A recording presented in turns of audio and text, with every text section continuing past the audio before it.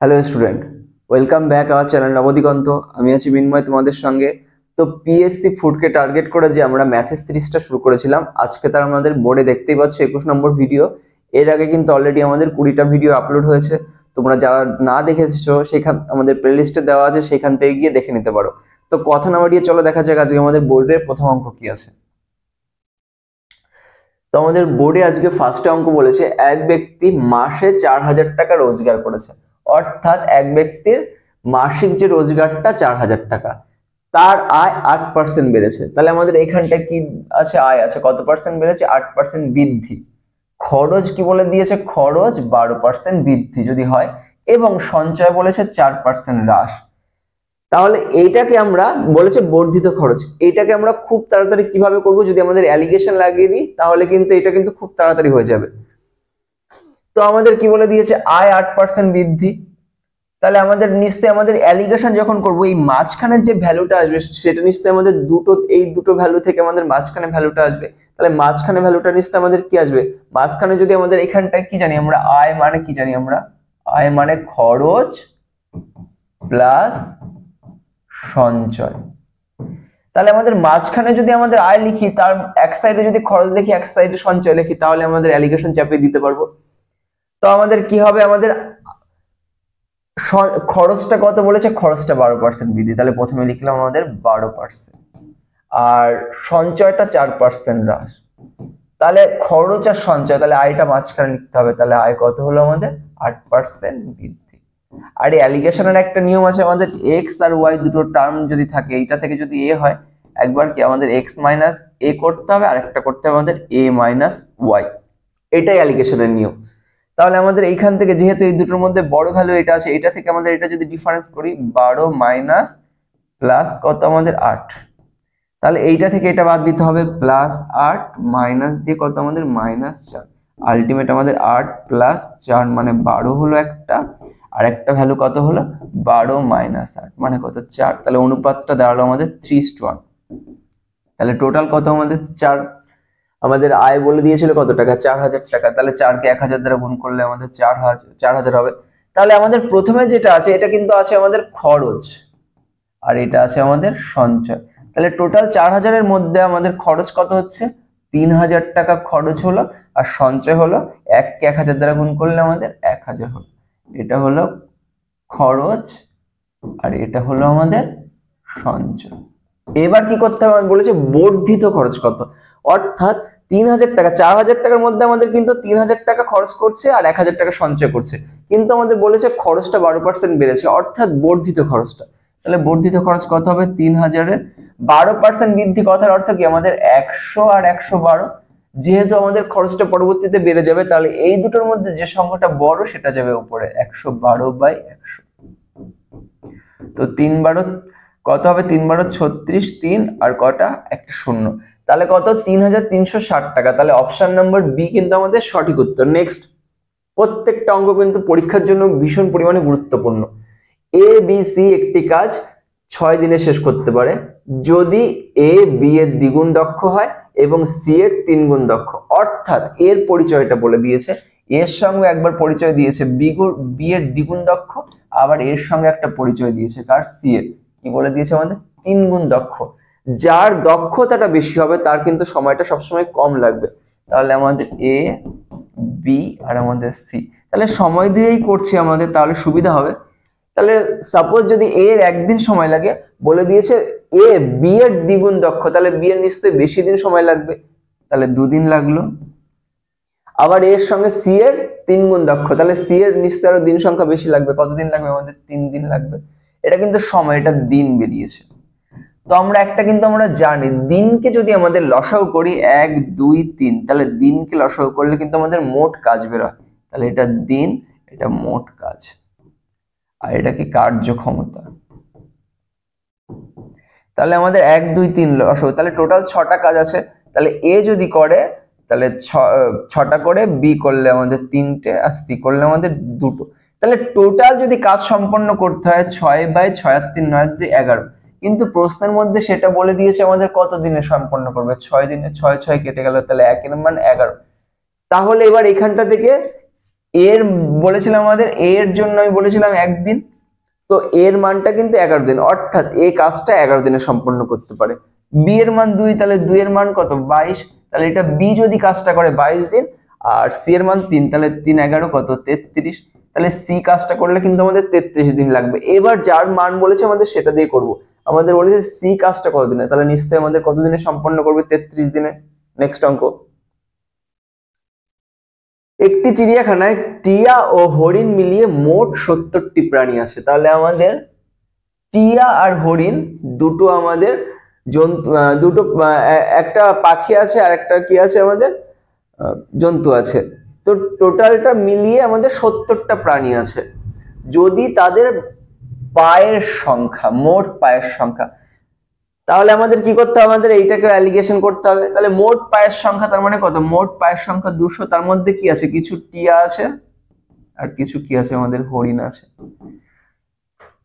তো আমাদের টোটাল যদি আমাদের 70টা প্রাণী যদি আমাদের টিয়া পাখি হতো, তাহলে টোটাল পায়ের সংখ্যা কি হতো 70 গুণ 2, তাহলে কত হতো 140টা হতো। আর টোটাল সবগুলো প্রাণী যদি আমাদের কি হতো হরিণ হতো, তাহলে এক একটা হরিণের কত পা, 4টে পা, তাহলে 70টা হরিণের কত হবে 70 গুণ 4 280টা পা হবে। তাহলে এদের মধ্যে থেকে আমাদের এই যে টোটাল গড়ে পা দিয়ে দিয়েছে, তাহলে 280 থেকে 200 গেলে এখানটা হলো 80, আর 200 থেকে এটা গেলে কত হচ্ছে 60, তাহলে আমাদের করলো 40, আর এটা করলে আমাদের 30। কারণ কি আমাদের টোটাল প্রাণী সংখ্যাই বলে দিয়েছে আমাদের 70টি, তাহলে আমাদের এখানটা অনুপাত বেরিয়েছে, কিসের অনুপাত বেরিয়েছে আমাদের প্রাণী সংখ্যার অনুপাত। তাহলে টোটাল আমাদের 70টা প্রাণী হয়ে গেছে। যদি আমাদের টিয়া পাখি বলে তাহলে কত 40টা হবে, আর যদি হরিণ বলে হরিণ কিন্তু আমাদের 30টা হবে। তাহলে অপশন নম্বর ডি কিন্তু আমাদের সঠিক উত্তর, 30টি আছে। নেক্সট, 3 বছর আগে এ এবং বি, 3 বছর আগের কথা বলেছে, দুজন আছে, একজন এ আর একজন বি। এটা কত বছর আগে আমাদের 3 বছর। এ এবং বি এর বয়সের গড় কিন্তু 18, তাহলে আমাদের দুজন আছে, তাহলে গড়ে যদি 18 করে হয়, তাহলে দুজনের মোট বয়স কত হবে আমাদের নিশ্চয়ই 36 হবে। এটা 3 বছর আগে, তাহলে 3 বছর জন্য এর জন্য হবে, এর জন্য হবে, যদি বর্তমানে আসতে হয় তাহলে এর জন্য 3 হবে, বি এর জন্য 3 হবে, তাহলে আলটিমেট আমাদের 6 যোগ হবে। তাহলে বর্তমানে আমাদের 42 বছর। বর্তমানে কে কে আছে আমাদের এ আর বি। এবার কি বললো, কিন্তু সি তাদের সঙ্গে যোগদান করায় বর্তমানে, তাহলে আমাদের এখানটা কি বলে দিয়েছে, সি তাদের সঙ্গে যুক্ত করায় বর্তমানে কে আছে এ প্লাস বি প্লাস সি, তিনজনে পেলাম। তাহলে গড় বয়স যদি 22 হয়, তাহলে তিনজনের মোট বয়স কিন্তু আমাদের 66 বছর। তাহলে তিনজনের মোট বয়স 66 বছর, আর এখানটা দুজনের মোট বয়স কত 42 বছর। তাহলে আরেকজন যে পড়ে থাকবে তার বয়স কত হবে, তাহলে এখান থেকে 42 যদি বাদ দেওয়া হয় 4 আর এদিকে 2, তাহলে এটার পড়ে থাকবে কে, নিশ্চয়ই পড়ে থাকবে সি। বলেছে আমাদের কি বলেছে, প্রশ্ন বলে দিয়েছে সি এর বয়স কত, তাহলে আমাদের কত বছর হলো, অপশন নাম্বার এ সঠিক উত্তর 24 বছর। নেক্সট, আর তোমাদের যদি কোনো অঙ্কের ডাউট থাকে কিংবা প্রবলেম থাকে, তাহলে আমাদের কমেন্ট বক্সে তোমরা কমেন্ট করতে পারবে, সেই চ্যাপ্টার থেকে আমি তোমাদের অঙ্ক করিয়ে দেবো। একটি নৌকা স্রোতের বিপরীতে, বিপরীতে মানে নিশ্চয়ই স্রোতের প্রতিকূলের কথা বলেছে, স্রোতের বিপরীতে 30 কিলোমিটার এবং স্রোতের দিকে অর্থাৎ অনুকূলে 44 কিমি দূরত্ব যায় 10 ঘন্টায়। ওই নৌকা একই গতিতে স্রোতের বিপরীতে 40 কিলোমিটার এবং স্রোতের দিকে 55 কিলোমিটার দূরত্ব আসে কিন্তু আমাদের 13 ঘন্টায়, তাহলে স্থির জলে নৌকার গতিবেগ কত। তাহলে এটা কিভাবে খুব তাড়াতাড়ি করব, আমাদের কি করতে হবে, প্রথমে আমাদের যদি আমাদের অনুকূল নিই, অনুকূলের মধ্যে থাকবে আমাদের নৌকা প্লাস স্রোত, আর যদি প্রতিকূল নিই তাহলে থাকবে নৌকা মাইনাস স্রোত। এবার আমাদের স্রোতের বিপরীতে অর্থাৎ নিশ্চয়ই আমাদের প্রথমে বলে দিয়েছে কি আমাদের স্রোতের বিপরীতে অর্থাৎ প্রতিকূলে, প্রতিকূলের ডিস্টেন্সটা বলে দিয়েছে, এটা কিন্তু বেগ, এটাও কিন্তু আমাদের বেগ। তো প্রতিকূলে 30 কিলোমিটার যদি যায় তাহলে নিশ্চয়ই একটা বেগ থাকবে, তাহলে প্রতিকূলে বেগ মানে কি নৌকা মাইনাস স্রোত, তাহলে দূরত্বকে যদি বেগ দ্বারা ভাগ করি তাহলে নিশ্চয়ই আমাদের এখানটায় দূরত্ব আর এটা বেগ, তাহলে দূরত্বকে বেগ দ্বারা ভাগ করলে আমরা পাবো কি, এখানটা নিশ্চয়ই দূরত্বকে বেগ দ্বারা ভাগ করলে পাবো আমাদের তিনটে জিনিস আছে আমাদের, ডিস্টেন্স, স্পিড, টাইম। ডিস্টেন্স অর্থাৎ দূরত্ব, স্পিড অর্থাৎ বেগ, আর টাইম অর্থাৎ সময়। তো দূরত্ব আর যদি স্পিড দ্বারা ভাগ করি তাহলে আমাদের বেরোবে টাইম অর্থাৎ সময়, এইটুকু হলো প্লাস আরো কি বলেছে 44 কিলোমিটার দূরত্ব পেলাম, তার সঙ্গে আমাদের n প্লাস s, তাহলে টোটাল গেছে কত ঘন্টা আমাদের 10 ঘন্টা। এই একটা ইকুয়েশন পেলাম। আরেকটা কি হবে, স্রোতের বিপরীতে, তাহলে আমাদের 40 বাই কত আমাদের n মাইনাস এস প্লাস কত আমাদের 55 বাই কত আমাদের n প্লাস এস। এটা গেছে কত ঘন্টা, 13 ঘন্টায়। কি বলেছে, নৌকার বেগ কত, অর্থাৎ এইটা চেয়েছে।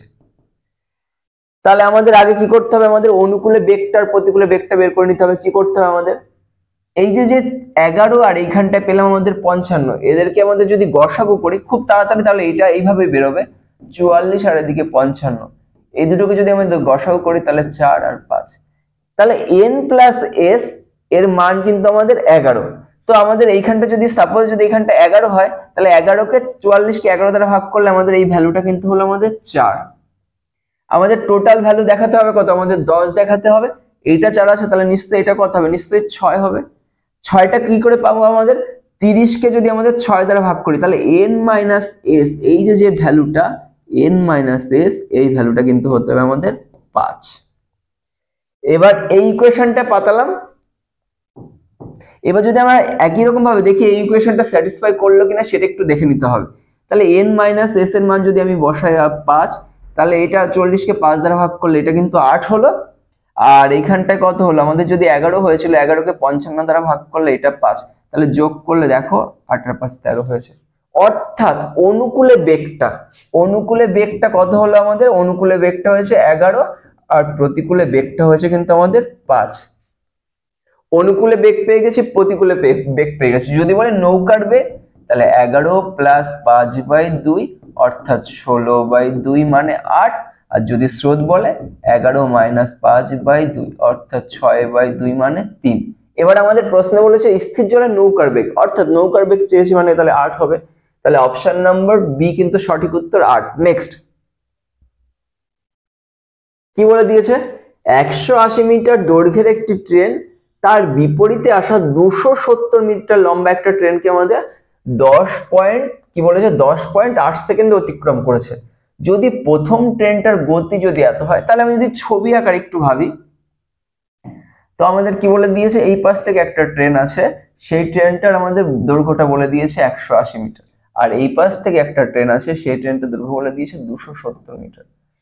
বিপরীত দিক থেকে যখন আসছে তখন কি বলে দিয়েছে, 10.8 সেকেন্ড অতিক্রম করেছে। বিপরীত দিক থেকে যখন আসছে তখন কি হবে, নিশ্চয়ই তাদের মধ্যে বেগটা আছে, দুটোর বেগ যোগ আকারে আছে। তাহলে আমাদের একটা দৈর্ঘ্য বলে দিয়েছে 270, একটা 180, তাহলে নিশ্চয়ই দৈর্ঘ্যটা সবসময় যোগ হবে, 180 প্লাস 270, আলটিমেট আমাদের কিন্তু হলো কিন্তু আমাদের 450। টোটাল কিন্তু হলো আমাদের 450। এই 450 মিটার দূরত্ব কত সেকেন্ডে অতিক্রম করেছে, 10.8 সেকেন্ড, এটা সেকেন্ড, আর এই ইউনিটটা কিন্তু হলো আমাদের মিটার। তাহলে মিটার আর এখানটা সেকেন্ড আছে, তাহলে মিটার পার সেকেন্ড, এটাকে যদি আমাদের কিমি পার ঘন্টায় নিতে হয় তাহলে আমাদের কত, 800/5 দ্বারা গুণ করব। কারণ কি, আমাদের এইখানটা যে ইউনিটটা আছে এটার মধ্যে কিন্তু নিশ্চয়ই দুটো বেগ যোগফল আকারে আছে, যেহেতু এরা বিপরীত দিক থেকে আসছে এবং পরস্পরকে অতিক্রম করেছে তার জন্য। তো আমাদের এইখানটা যেহেতু আমাদের মিটার পার সেকেন্ড, এটাকে যদি কিমি পার ঘন্টা হয় তাহলে 800/5 দ্বারা গুণ করতে হবে। আমাদের আগের ভিডিওতে আছে, তোমরা ওইখান থেকে দেখে নিতে পারো কিভাবে আমাদের মিটার পার সেকেন্ড থেকে কিমি পার ঘন্টা নিতে হয়, তার জন্য 800/5 দ্বারা গুণ করতে হয়। আর কি হবে, পয়েন্টের জন্য কি করতে হবে, আমাদের পয়েন্টের জন্য একটা এক ঘর আছে, একটা শূন্য। এবার যদি আমি কাটাকাটি করি, 18 দিয়ে কাটলে আমাদের 6 হলো, 5 দিয়ে কাটলে আমাদের 2 হলো, 2 দিয়ে কাটলে 3 হলো, আর এটা হলো 150। তাহলে টোটাল যে আমাদের বেগটা পেলাম 150 কিমি পার আওয়ার। এর মধ্যে কিন্তু আমাদের একটার বেগ বলে দিয়েছে 60 কিমি পার আওয়ার, তাহলে আরেকটার বেগ কত হবে, 60টা বাদ দিলে কত, 90 কিমি পার আওয়ার। তাহলে 90 কিমি per hour, option number B কিন্তু আমাদের সঠিক উত্তর। নেক্সট কি বলে দিয়েছে আমাদের, আরেকটা আয়তক্ষেত্রের একটা অঙ্ক দিয়েছে, 30 মিটার দীর্ঘ এবং 10 মিটার প্রশস্ত একটি আয়তাকার। তাহলে আমাদের এই আয়তক্ষেত্রটা যদি আঁকি, 30 মিটার দীর্ঘ, 10 মিটার প্রশস্ত, এর মাঝখান দিয়ে বলে দিয়েছে দৈর্ঘ্য ও প্রস্থ বরাবর প্রসারিত রাস্তা আছে। এই রাস্তাটার ক্ষেত্রফল বলে দিয়েছে। তাহলে আমি যদি এইখানটা ভরাট করে দিই, এই যে রাস্তাটা আছে, এই যে রাস্তাটা আছে, এই রাস্তার এরিয়াটা বলে দিয়েছে আমাদের 111। তাহলে আমাদের টোটাল এরিয়াটা কত আগে? তাহলে টোটাল এরিয়া কিন্তু আমাদের 30 গুণ 10, টোটাল এরিয়া কিন্তু আমাদের 300। তার থেকে যে এই রাস্তাটা বলে দিয়েছে সেই রাস্তাটার দৈর্ঘ্যটা কত বলে দিয়েছে আমাদের 111, ক্ষেত্রফল বলে দিয়েছে 111। যদি আমাদের ডিফারেন্স করি তাহলে কত 200, সরি তাহলে হবে আমাদের 9 8 1 189 হবে। এবার কি হলো তাহলে? এই 189 নিশ্চয়ই আমাদের এই রাস্তাগুলো বাদ দিয়ে ক্ষেত্রফলটা বেরিয়েছে 189। এবার 189 কে এমন করে ভাঙাতে হবে যেহেতু আমাদের এই ক্ষেত্রফলটা বাদ হয়ে গেছে, তাহলে নিশ্চয়ই আমাদের এই দৈর্ঘ্যটা আর প্রস্থটা নিশ্চয়ই একটু একটু কমে গেছে। তাহলে 30 থেকে এমন কম সংখ্যা দিয়ে আনবো যেটার ক্ষেত্রে দুটো কিন্তু আমাদের সেম সেম ভ্যালু হবে। তো 189 কে যদি আমাদের করি 3 দিয়ে কাটলে আমাদের কত হলো? আমাদের 3 6 18, 3 3 9, তাহলে 63 আর 3 হলে অনেকটা বেশি হয়ে গেল। আবার 3 দিয়ে কাটলে আমাদের কত হলো? 21। তাহলে 21 আর 9 যদি করা হয়, সাপোজ এখানটা যদি 21 আর যদি 9 করা হয়, 21 30 থেকে 21 এর ডিফারেন্স কিন্তু 9 হবে না, কারণ কি আমাদের ডিফারেন্সটা সেম থাকতে হবে। আর 3 দিয়ে করলে কত হবে আমাদের? 3 দিয়ে করলে হবে আমাদের 7। তো 3 3 9, 3 9 27, তাহলে আমাদের 27 এর সঙ্গে যদি 7 করি, 30 থেকে 27 মানে ডিফারেন্সটা কত? আমাদের 3 হলো। আবার 7 থেকে ডিফারেন্সটা 3 হলো। তাহলে আমাদের দেখলাম আমাদের তারপর 27 গুণ 7 করে দেখলাম 189 বেরিয়েছে। তাহলে এই যে তিনটা, এটা কিন্তু রাস্তা যে চওড়াটা ছিল সেই রাস্তাটা চওড়াটা কিন্তু আমাদের বেরিয়েছে কত? 3 মিটার করে। তাহলে অপশন নম্বর ডি কিন্তু আমাদের সঠিক উত্তর। নেক্সট কি বলেছে? একটি বাক্সে 30টি 1 টাকার ও 25 পয়সার মুদ্রা মিলিয়ে মোট 15 টাকা আছে। এটাও একদম একই অ্যালিগেশন করে আমরা খুব তাড়াতাড়ি বেরিয়ে যাবে। এক্স উইদাউট এক্স ছাড়া কিন্তু আমি প্রত্যেকটা অঙ্ক করাবো। তো আমাদের মোট কত টাকা আছে? মোট আছে কিন্তু আমাদের 15 টাকা। তো এরকম একটা যদি বাক্স হয়, এই বাক্সের মধ্যে কিন্তু আছে আমাদের 15 টাকা। এর মধ্যে কিছু সংখ্যক আছে 1 টাকা। 1 টাকা মানে আমাদের কত পয়সা? আমাদের 100 পয়সা। আর একটা আছে কি 25 পয়সা। তো আমাদের টোটাল আমাদের কয়েন কটা আছে? এরকম করে টোটাল আমাদের কয়েন কিন্তু আছে কটা? কয়েন কিন্তু আছে আমাদের 30টা। তাহলে 15 টাকার মধ্যে যদি আমাদের 30টা কয়েন থাকে, তাহলে গড়ে কতগুলো করে আমাদের পয়সা থাকবে? গড়ে 15 টাকা মানে 1500 পয়সা বাই কত? আমাদের 30, কারণ 30টি কয়েন মিলিয়েই 1500 পয়সা। তাহলে এক একটির জন্য কত হবে? এক একটির জন্য দেখলাম আমাদের 50 পয়সা করে হলো। তাহলে গড় ভ্যালুটা সবসময় আমাদের মাঝখানে থাকবে। আর একটা ভ্যালু আছে 100 আর একটা ভ্যালু আছে আমাদের 25। তাহলে এদের ডিফারেন্স কি করে? এটা যখন অ্যালিগেশন করব কি করব? 100 থেকে 50 গেলে থাকে 50, 50 থেকে 25 গেলে থাকে আমাদের 25। এই অনুপাতটা বেরিয়েছে, অর্থাৎ 1:2। তাহলে আলটিমেট 3। এই যে বেরিয়েছে এই অনুপাতটা, এটা কিসের অনুপাত হবে? 30টি কয়েনের মধ্যে কিন্তু আমাদের 15 টাকা আছে। তাহলে আমাদের এই যে নিচে যে ভ্যালুটা থাকে সেটা কিন্তু অ্যালিগেশন করতে গেলে সবসময় কিন্তু আমাদের তার মানই বেরোবে। তো আমাদের 30 করতে গেলে নিশ্চয়ই আমাদের 10 দ্বারা গুণ করব। তার মানে আমাদের যদি 1 টাকার সংখ্যা বলি 10টি, আর যদি 50 পয়সার সংখ্যা বলি আমাদের 20টি। তাহলে আমাদের কি বলে দিয়েছে? তাহলে 50 পয়সা না, সরি 25 পয়সা। 25 পয়সা হলে তাহলে কটা হবে? আমাদের 20টি। অপশন নম্বর বি কিন্তু আমাদের সঠিক উত্তর। নেক্সট, একটি আয়তক্ষেত্রের ক্ষেত্রফল। তো একটা আয়তক্ষেত্রে আরেকটা অঙ্ক দিয়েছে। একটি আয়তক্ষেত্রের একটা ক্ষেত্রফল বলে দিয়েছে আমাদের 60, বলে দিয়েছে আমাদের বর্গ সেমি। অর্থাৎ দৈর্ঘ্য আর প্রস্থ যদি গুণ করা হয় তাহলে কিন্তু আমাদের 60 হবে। 4 15 60, 5 12 60, 6 10 60, 30 2 60 এরকম হতে পারে। 12 গুণ 5, 5 12 60 হতে পারে। দৈর্ঘ্য প্রস্থ গুণ করে 15 গুণ 4, 4 15 60 হতে পারে। 6 গুণ 10 60 হতে পারে। 2 গুণ 30 60, এরকম বিভিন্ন ভাবে হতে পারে কিন্তু আমাদের 60টা, কারণ দৈর্ঘ্য প্রস্থ গুণ করলে পয়েন্ট দিয়ে হতে পারে। এবার কি বলে দিয়েছে? পরিসীমা বলে দিয়েছে। পরিসীমা মানে আমাদের এই পাশের যে জায়গাটা, এই জায়গাটার কথা বলে দিয়েছে আমাদের। কত বলে দিয়েছে? 34। অর্থাৎ এই বাহুটা, এই বাহুটা, এই বাহুটা, এই বাহুটা, এই চারটে বাহু মিলে কিন্তু আমাদের 34। তাহলে যদি আমাদের দুটো বাহু নিই, এইখান থেকে যদি আমাদের এইটুকু নিই, তাহলে 34/2 অর্থাৎ কত হয়? আমাদের 17 হবে। এবার দেখবো এই সিরিজটার ক্ষেত্রে কোন দুটো যোগ করলে আমাদের 17 আসবে। তাহলে 12 সঙ্গে 5 যোগ করলে এটা 17 হয়ে যাবে। অর্থাৎ দৈর্ঘ্য যদি 12 হয়, প্রস্থ 5 যোগ করলে আমাদের 17, 17 2 34। তাহলে কিন্তু দুটোই কিন্তু আমাদের মিলে গেল। এখানে 17 2 34 হলো, আর 5 12 60 হলো। কিন্তু আমাদের প্রশ্নে বলেছে কর্নার বের করতে। তাহলে নিশ্চয়ই এখানটা কি একটা ফর্ম করেছে? এখানটা নিশ্চয়ই একটা সমকোণী ত্রিভুজ ফর্ম করেছে। কারণ এই আয়তক্ষেত্রের প্রত্যেকটা যে কোণ সেটা কিন্তু আমাদের 90 ডিগ্রি। আর আমাদের এখানটা 90 ডিগ্রি যেটা হলো তার বিপরীত বাহু, এটাকে বলা হয় অতিভুজ। আর এখানে একটা লম্ব আর এখানে একটা কিন্তু আমাদের ভূমি। তো আমাদের যদি অতিভুজ বলেছে, কর্ণ মানে এখানটা অতিভুজের কথা বলেছে, অতিভুজ যদি বের করতে হয় তাহলে লম্বকে স্কয়ার ভূমিকে স্কয়ার করবো। তাহলে লম্ব মানে কত, 12 গুণ 12, একটা হলো 144, আর একটা কত 5 গুণ 5 হলো আমাদের 25। তাহলে যোগ করলে কত হলো আমাদের 169। 169 মানে 13 গুণ 13, অর্থাৎ এই যে বাহুটার দৈর্ঘ্য সেটা কিন্তু আমাদের 13। অপশন নাম্বার কিন্তু ডি আমাদের সঠিক উত্তর। নেক্সট, একটি বর্গক্ষেত্র এবং একটি আয়তক্ষেত্রের পরিসীমা সমান। তাহলে আমাদের যদি ছবি আঁকি, একটা বর্গক্ষেত্র আর একটা যদি আয়তক্ষেত্র আঁকি, এদের পরিসীমা অর্থাৎ এই পাশের যে জায়গাটা আছে, এই পাশের জায়গাগুলো কিন্তু আমাদের সমান, প্রশ্নে বলে দিয়েছে। এইটুকু পেলাম আমরা প্রশ্ন থেকে। নেক্সট বলেছে আয়তক্ষেত্রের দৈর্ঘ্য 35 মিটার। তাহলে আয়তক্ষেত্র যেটা আছে দৈর্ঘ্য বলে দিয়েছে আমাদের 35 মিটার, প্রস্থ বলে দিয়েছে আমাদের 15 মিটার। তাহলে দৈর্ঘ্য আর প্রস্থ যদি যোগ করা হয় তাহলে 35 আর 15 যোগ করলে আমাদের নিশ্চয়ই 50 হবে। তাহলে এই পাশটাও নিশ্চয়ই আমাদের 50 হবে, অর্থাৎ টোটাল আমাদের যে পরিসীমাটা সেটা কিন্তু আমাদের 50 প্লাস 50 আলটিমেট কিন্তু আমাদের 100। প্রশ্নে বলে দিয়েছে আয়তক্ষেত্রের পরিসীমা যা বর্গক্ষেত্রের পরিসীমা তাই, অর্থাৎ এই বাহুটা এই বাহুটা এই বাহুটা এই বাহুটা চারটে বাহু যোগ করলে কিন্তু আমাদের হবে 100। তাহলে চারটে বাহু, বর্গক্ষেত্রে একটা জানি আমরা, বর্গক্ষেত্রে কিন্তু আমাদের প্রত্যেকটা বাহুর দৈর্ঘ্য সমান হয়। তাহলে চারটে বাহু মিলে যদি 100 হয় তাহলে প্রত্যেকটা বাহুর জন্য কত হবে, 4 দ্বারা ভাগ করে দেবো, অর্থাৎ প্রত্যেকটা বাহু কত কত করে হলো 25 25 25 25। এবার কি বলে দিয়েছে, বর্গক্ষেত্রের বাহুর দৈর্ঘ্য কত, বেরিয়ে গেছে 25 সেন্টিমিটার। যদি বলতো বর্গক্ষেত্রের ক্ষেত্রফল তাহলে কত, 25 25 625 হতো। যদি বলতো বর্গক্ষেত্রে কর্ণ তাহলে 25√2 হতো। এইটুকুই আসতে পারে, এর বেশি আর কিছু আসবে না। নেক্সট,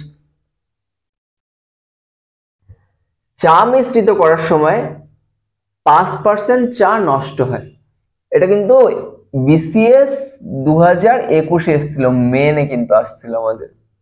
তো আমাদের চা যখন আমাদের মিশ্রিত করে তখন বলে দিয়েছে আমাদের 5% চা কিন্তু নষ্ট হয়ে যায় মিশ্রণের ফলে। কিন্তু একটা বলে দিয়েছে 600 টাকা কেজি, একটা বলে দিয়েছে 450 টাকা কেজি দরে চা কি অনুপাতে মেশালে 625 টাকা কেজি দরে যদি বিক্রি করা হয় তাহলে কিন্তু আমাদের 25% লাভ হয়।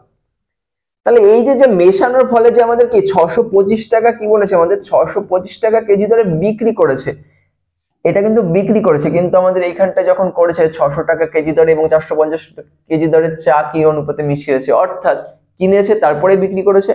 তাহলে বিক্রির ফলে লাভ হয়েছে কত, 25% লাভ। 25% লাভ মানে কত, 100 আর 125। যেহেতু লাভ হয়েছে তাহলে ক্রয় মূল্য যদি এদের একটা অ্যাভারেজ ক্রয় মূল্যে ফিরতে হয় তাহলে নিশ্চয়ই আমাদের কি ক্রয় মূল্যটা কম হবে। লাভ হয়েছে যেহেতু, তাহলে ক্রয় মূল্য কম হলে এর দুটোর মধ্যে উপরে যাবে 100, নিচে 125, কারণ এই দুটোর মধ্যে ছোট যেটা সেটা যাবে উপরে। 25 দিয়ে কাটলে আমাদের কি হবে, 5 দিয়ে কাটলে 5 হলো ডাইরেক্ট 125 কে, তাহলে আলটিমেট আমাদের হলো 500 টাকা, 500 টাকা কেজি। কিন্তু মেশানোর সময় কিন্তু আমাদের 5% চা নষ্ট হয়ে গেছে। তাহলে কত পার্সেন্ট রয়েছে, 95%, অর্থাৎ 95/100। তো 5 নং 45 এর 5 হাতে আমাদের হলো 4, 5 নং 45 আর 2 47, অর্থাৎ 475 টাকা পার কেজি।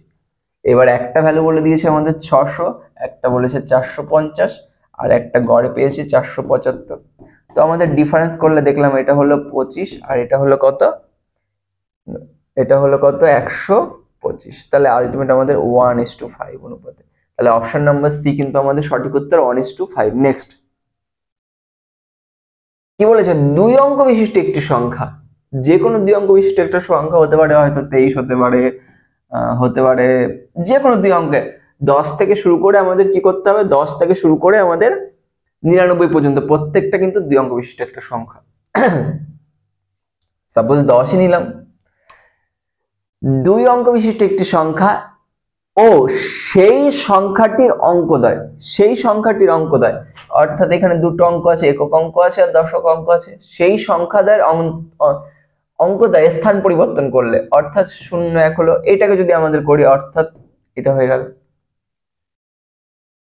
যে সংখ্যা পাওয়া যায় সেই সংখ্যা দুটো সমষ্টি, তাহলে সমষ্টি করলে আমাদের কত হবে, 11 হলো, এখানটা কত হলো আমাদের 5 5 55 হলো। সর্বদা কত দ্বারা বিভাজ্য, এটা বুঝতেই পারছো কত দ্বারা বিভাজ্য, 11 কে 11 দ্বারাই ভাগ করা যায়, 55 কে 11 দ্বারা ভাগ করা যায়। আর যদি না করি তাহলে আমাদের একটা অঙ্ক একক একটা দশক, এককের অঙ্ক যদি আমাদের ওয়াই হয়, দশকের অঙ্ক আমাদের এক্স হলো। সংখ্যাটা যখন করব সংখ্যা, তাহলে দশকের ঘরের জন্য 10 গুণ এক্স প্লাস ওয়াই অর্থাৎ 10x প্লাস ওয়াই। যদি স্থান পরিবর্তন করে তাহলে উল্টে যাবে, স্থান পরিবর্তন করলে কেমন হবে 10y প্লাস আমাদের x হবে। এবার যদি যোগ করি তাহলে 11x প্লাস আমাদের 11y, 11 কমন নিলে আমাদের x প্লাস y। অর্থাৎ প্রত্যেকটা ক্ষেত্রে যখন কোনো দুই অঙ্ক বিশিষ্ট একটা সংখ্যা থাকবে তারা যদি স্থান পরিবর্তন করে তাহলে সবসময় কিন্তু ওরা 11 দ্বারা বিভাজ্য হবে। তাহলে অপশন নম্বর এ কিন্তু আমাদের সঠিক উত্তর। নেক্সট কি বলে দিয়েছে, চক্রবৃদ্ধি সুদে কিছু পরিমাণ অর্থ 2 বছরে কত টাকা হয়েছে, এই টাকাটা হয়েছে, আর 4 বছরে গিয়ে আমাদের এই টাকাটা হয়েছে। তাহলে বলে দিয়েছে আমাদের আসল কত। খুব ইম্পর্টেন্ট অঙ্ক। কি করব আমাদের 121 দুটো শূন্য আর আমাদের 146 2 বছর থেকে 4 বছর, তাহলে ক বছরে গ্যাপ 2 বছর, তাহলে এইখানটা এমন একটা কিছু আসবে যার ক্ষেত্রে আমাদের স্কয়ারের টার্মে আসবে। তাহলে 121 মানে আমরা জেনেই যাই 110 কে স্কয়ার করলে এটা হয়, আর এটা 121 কে স্কয়ার করলে কিন্তু আমাদের এটা হয়। 2 বছর এসছে কারণ কি এখানে 2 বছর এখানে 4 বছর, তাহলে গ্যাপটা কত বছর 2 বছরের। এবার দেখি সুদটা বেরিয়ে যাবে এখানটা 110 টাকা, এখানটায় কত হচ্ছে 110 থেকে 121 হয়েছে, তাহলে 110 121 মানে কত আমাদের 11, আমাদের 100 এ কত, এটাই কিন্তু আমাদের শর্ট ট্রিক। তাহলে আমাদের 10% করে নিয়েছে। তাহলে আমাদের এই 2 বছর পরে, অর্থাৎ যদি এরকম একটা ভ্যালু থাকে প্রথম বছরে গিয়ে আমাদের পেয়েছে এই টাকাটা, দ্বিতীয় বছরে গিয়ে পেয়েছে কিন্তু এই টাকাটা, অর্থাৎ 121 দুটো শূন্য। যদি এইখান থেকে আগের বছর করি আমাদের পার্সেন্টেজটা পেয়ে গেছে কত পার্সেন্ট করে 10% করে, অর্থাৎ 100 আর 110। আবার এখানটা কত হবে নিশ্চয়ই 100 আর 110 হবে। আমাদের বলেছে এই আসল অ্যামাউন্টটা ফিরতে বলেছে, তাহলে এইখান থেকে আমরা প্রথমে এইখানে আসবো 121 দুটো শূন্য গুণ, এইখান থেকে এইখানে আসলে যেহেতু এখানে ছোট সংখ্যা ছোট পাবো, তাহলে এই দুটোর মধ্যে যেটা ছোট আছে, এই দুটোর মধ্যে ছোট আছে 100, তাহলে উপরে 100 নিচে 110। তারপর যখন এইখান থেকে এইখানে পাবো তাহলে নিশ্চয়ই এইখানে আরেকটু ছোট হবে, তাহলে নিশ্চয়ই এই দুটোর মধ্যে ছোট সংখ্যা আছে 100, এখানে কত আছে 110, তো এই দুটো শূন্য কেটে গেল, 11 11 কত 121 কেটে গেল, তাহলে এখানটা কত, তাহলে একের পরে একটা দুটো তিনটে চারটে, তাহলে আমাদের 10,000 কিন্তু সঠিক উত্তর অপশন নম্বর সি তে আছে। নেক্সট কি বলে দিয়েছে, অংশীদারি কারবার থেকে একটা অঙ্ক দিয়েছে, একটি ব্যবসায় এ ও বি এর মধ্যে এ মোট মূলধনের, অর্থাৎ টোটাল মূলধন যদি আমাদের 4 টাকা থাকে তখন এ দেবে কিন্তু আমাদের 1 টাকা মূলধন। এ আর বি দুজন ব্যক্তি আছে, একজন এ একজন বি, তাহলে টোটাল মূলধন কিন্তু 4 টাকা।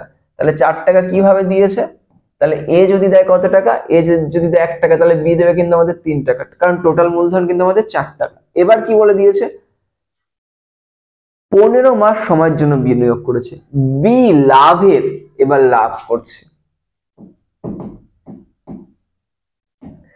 লাভের 2/3, অর্থাৎ টোটাল লাভ যদি আমাদের কত টাকা হয় 3 টাকা যদি লাভ হয়, তার মধ্যে বি পেয়েছে কিন্তু 2 টাকা, তাহলে এ পাবে নিশ্চয়ই আমাদের 1 টাকা লাভ পাবে। তাহলে বলেছে বি এর মূলধন কত সময়ের জন্য বিনিয়োগ করা হয়েছে। তাহলে আমরা একটা সূত্র জানি, আমাদের মূলধনকে যদি সময় দ্বারা গুণ করি তাহলে কিন্তু আমাদের পাবো লাভ। তাহলে আমাদের লাভ পেয়ে গেছি, প্রথম ক্ষেত্রে লাভ পেয়েছি 1 টাকা, লাভকে যদি আমাদের কি দ্বারা ভাগ করি, মূলধন কত আছে, মূলধন এখানটায় এর মূলধন আছে 1 টাকা, ইস টু বি এর লাভ কত হচ্ছে, বি এর লাভ 2 টাকা, আর বি এর নিয়োজিত সময় কিন্তু আমাদের কত টাকা, বি এর মূলধন কিন্তু আমাদের 3 টাকা, তাহলে 1 আর 2/3, তাহলে করলে আমাদের 3 কত হলো 2 হলো।